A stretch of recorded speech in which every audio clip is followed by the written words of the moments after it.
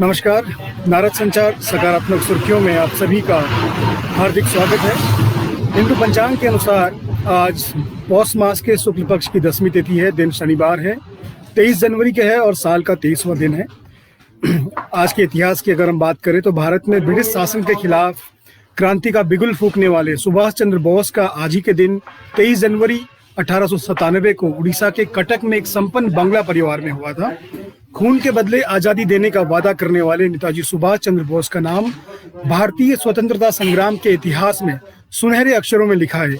उन्होंने अपना पूरा जीवन देश के नाम कर दिया और अंतिम सांस तक देश की आज़ादी के लिए संघर्ष करते रहे। नेताजी हर कीमत पर मां भारती को आज़ादी की बेड़ियों से मुक्त कराने को आतुर देश के उग्र विचारधारा वाले युवा वर्ग का चेहरा माने जाते थे। वो कांग्रेस के अध्यक्ष भी रहे। देश की स्वतंत्रता के इतिहास के महानायक बोस का जीवन और उनकी मृत्यु भले ही रहस्यमयी मानी जाती रही हो, लेकिन उनकी देशभक्ति सदा सर्वदा अनुकरणीय रही। और विशेष रूप से इसी वर्ष से भारत सरकार ने नेताजी सुभाष चंद्र बोस के 125वीं जयंती वर्ष को 23 जनवरी 2021 से आरंभ करने का, यानी आज से ही आरंभ करने का निर्णय लिया है, ताकि राष्ट्रीय और अंतर्राष्ट्रीय स्तर पर उनका सत्कार किया जा सके। साथ ही नेताजी सुभाष चंद्र बोस 1941 में अंग्रेजों की कैद से भाग निकलने में सफल रहे। उसमें उनके भाग निकलने में कालका मेल की अहम भूमिका रही थी। रेल मंत्री पीयूष गोयल ने कालका मेल का नाम बदलकर नेताजी एक्सप्रेस करने की घोषणा की है। और आज ही के दिन 1977 में इंदिरा गांधी के नेतृत्व वाली कांग्रेस के खिलाफ आम चुनाव लड़ने के लिए कई राजनीतिक दलों को मिलाकर जनता पार्टी की स्थापना की गई, जिसके संस्थापक जयप्रकाश नारायण थे। कई विचारधाराओं और छोटे बड़े दलों को जोड़कर बनी यह पहली पार्टी थी, जिसका आधार था आपातकाल का विरोध करना और विचारधारा की सीमाओं से ऊपर उठकर एक साथ इकट्ठा होना। कुछ दिनों तक पार्टी के नेता और भावी प्रधानमंत्री को लेकर विवाद चलता रहा। आखिरकार मोरारजी देसाई जनता पार्टी के नेता चुन लिए गए। और रुख करते हैं आज के समाचारों की सकारात्मक सुर्खियों की ओर। इस वर्ष गणतंत्र दिवस समारोह के पहले राजधानी दिल्ली में राजपथ पर आज परेड के लिए फुल ड्रेस रिहर्सल शुरू हो चुकी है, जिसका पूरा अभ्यास आज सुबह 9:50 पर शुरू हो चुका है। यह विजय चौक से शुरू होकर राजपथ, अमर जवान ज्योति, इंडिया गेट, सी हेक्सागन होते हुए नेशनल स्टेडियम तक जाएगी। दिल्ली पुलिस ने परेड के सुचारू संचालन के लिए व्यापक यातायात व्यवस्था की है।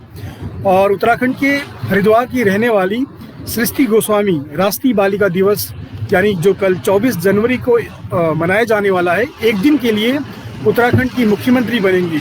इस दौरान विधानसभा के कमरा नंबर 120 में बैठक आयोजित की जाएगी। इसकी स्वीकृति और निर्देश मुख्यमंत्री त्रिवेंद्र सिंह रावत की ओर से दिए गए हैं। हरिद्वार के बहादुराबाद में दौलतपुर गांव की रहने वाली Srishti Goswami BSM PG college Roorkee से बीएससी एग्रीकल्चर कर रही है। मई 2008 में विधानसभा में बाल विधायकों की ओर से उनका चयन मुख्यमंत्री के रूप में किया गया था। और मध्य प्रदेश से हमारी अगली खबर है। मध्य प्रदेश विप्रो समूह राज्य सरकार के साथ शिक्षा के क्षेत्र में काम करने को तैयार है। मुख्यमंत्री शिवराज सिंह चौहान ने एक वीडियो कॉन्फ्रेंसिंग के माध्यम से विप्रो के अजीम प्रेमजी के साथ बातचीत के बाद ये बताया कि कंपनी ने राज्य में विश्वविद्यालय की स्थापना के लिए पहल की है। इसके लिए राज्य सरकार फाउंडेशन को हर संभव सहायता प्रदान करेगी। और भारत का सकल घरेलू उत्पाद जीडीपी सकारात्मक वृद्धि दर हासिल करने के करीब है। भारतीय रिजर्व बैंक ने यह अनुमान लगाया है कि केंद्रीय बैंक का कहना है कि दुनिया के सबसे बड़े टीकाकरण अभियान में भारत के साथ लाभ की स्थिति सबसे बड़ी टीका विनिर्माण क्षमता है। इसके अलावा भारत के पास पोलियो और चेचक के खिलाफ टीकाकरण का अनुभव भी है। यदि यह सफल रहता है तो इससे जोखिम का संतुलन ऊपर की ओर झुक जाएगा। और नई दिल्ली से तेजपुर विश्वविद्यालय के 18वें दीक्षांत समारोह को संबोधित करते हुए प्रधानमंत्री नरेंद्र मोदी ने कहा कि हमारा आत्मनिर्भर भारत मिशन रोजमर्रा के जीवन का एक हिस्सा बन गया है और इसकी भावना क्रिकेट क्षेत्र से लेकर कोरोना प्रबंधन तक व्याप्त है। पीएम ने महामारी के प्रभावी ढंग से निपटने के लिए देश के वैज्ञानिकों और स्वास्थ्य पेशेवरों का स्वागत किया है। और पीएम ने आगे कहा कि आत्मनिर्भर भारत केवल तकनीकी प्रगति के बारे में नहीं है, ये राष्ट्र की रोजमर्रा के जीवन का हिस्सा बन गया है और सकारात्मक मानसिकता ही आत्मनिर्भर भारत का सार है। और अंत में भारत सऊदी अरब, दक्षिण अफ्रीका, ब्राजील, मोरक्को और बांग्लादेश तथा म्यांमार को अनुबंध के तहत कोविड-19 वैक्सीन की आपूर्ति कर रहा है।